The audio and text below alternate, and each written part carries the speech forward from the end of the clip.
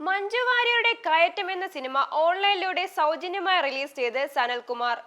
നടി മഞ്ജു വാര്യർ നായികയെത്തിയ കയറ്റം എന്ന സിനിമ സൗജന്യമായി ഓൺലൈനിലൂടെ റിലീസ് ചെയ്ത് സംവിധായകൻ സനൽകുമാർ ശശിധരൻ. ചിത്രം അപ്ലോഡ് ചെയ്ത് വീഡിയോ ലിങ്കും സിനിമയുടെ ഫയൽ അടങ്ങിയ ഗൂഗിൾ ഡ്രൈവ് ലിങ്കുമാണ് സനൽ തന്റെ സാമൂഹ്യ മാധ്യമ അക്കൗണ്ടുകളിലൂടെ പങ്കുവച്ചത്. ഈ സിനിമ തിയേറ്ററുകളിൽ റിലീസ് ചെയ്യുന്നത് തടയാൻ ആസൂത്രിത ശ്രമങ്ങൾ നടക്കുന്നുണ്ടെന്ന് അവകാശപ്പെട്ടാണ് ഇങ്ങനെയൊരു നീക്കമെന്ന് സംവിധായകൻ പറയുന്നു. ഒരാൾ പൊക്കം, സെക്സി ദുർഗ എന്നീ ചിത്രങ്ങളിലൂടെ പ്രശസ്തനായ സംവിധായകൻ ഇതേ കാരണങ്ങളാൽ നേരത്തെ ടൊവിനോ നായകനായ വഴക്ക് ഓൺലൈനായി റിലീസ് ചെയ്തിരുന്നു. മഞ്ജു വാര്യർ തന്നെ നിർമ്മിച്ച കയറ്റം പൂർണ്ണമായും ഹിമാലയത്തിലാണ് ചിത്രീകരിച്ചത്. സിനിമയിലെ ക്യാമറ മികവിന് ചന്തു സെൽവരാജിന് മികച്ച ഛായാഗ്രഹണത്തിനുള്ള സംസ്ഥാന പുരസ്കാരവും ലഭിച്ചിരുന്നു. മഞ്ജു വാര്യരുമായി ബന്ധപ്പെട്ട വിവാദത്തിൽ അറസ്റ്റിലായ സംവിധായകൻ പിന്നീട് അമേരിക്കയിലേക്ക് താമസം മാറ്റിയിരുന്നു. തന്റെ ജീവൻ അപകടത്തിലായതിനാലാണ് ഇന്ത്യ വിട്ട് അമേരിക്കയിലേക്ക് പോകേണ്ടി വന്നതെന്നും ഇന്ത്യയിൽ സിനിമ ചെയ്യുന്നത് തുടരാൻ അനുവദിക്കില്ലെന്നും സംവിധായകൻ പറയുകയുണ്ടായി.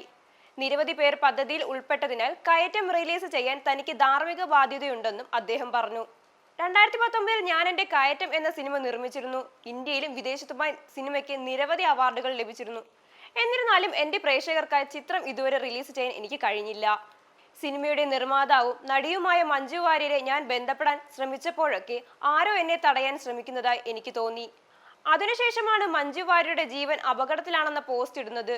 എനിക്കെതിരെ അവർ ഒരു വ്യാജ പരാതി കൊടുക്കുകയും എന്നെ അറസ്റ്റ് ചെയ്യുകയും ചെയ്തു. എന്നിട്ടും മജിസ്ട്രേറ്റ് കോടതിയിൽ ജയിലിൽ നിന്ന് ഇറങ്ങിയതിനു ശേഷം എന്നെ ജാമ്യത്തിൽ വിട്ടയച്ചു. എന്റെ ജീവൻ അപകടത്തിലാണെന്ന് എനിക്ക് മനസ്സിലായി. അതിനാലാണ് ഞാൻ ഇന്ത്യ വിട്ട് US പോയത്. കയറ്റം എന്ന സിനിമ നിർമ്മിക്കുന്നതിൽ ഒരുപാട് അപകട സാധ്യതകൾ ഉണ്ടായിരുന്നു. സിനിമ ഹിമാലയത്തിലാണ് ചിത്രീകരിച്ചത്. ചിത്രീകരണത്തിനായി അഭിനേതാക്കൾ അവരുടെ ജീവൻ വരെ അപകടത്തിലാക്കി. സിനിമ റിലീസ് ചെയ്യേണ്ടത് എന്റെ ഉത്തരവാദിത്തമാണെന്ന് ഞാൻ വിശ്വസിക്കുന്നു.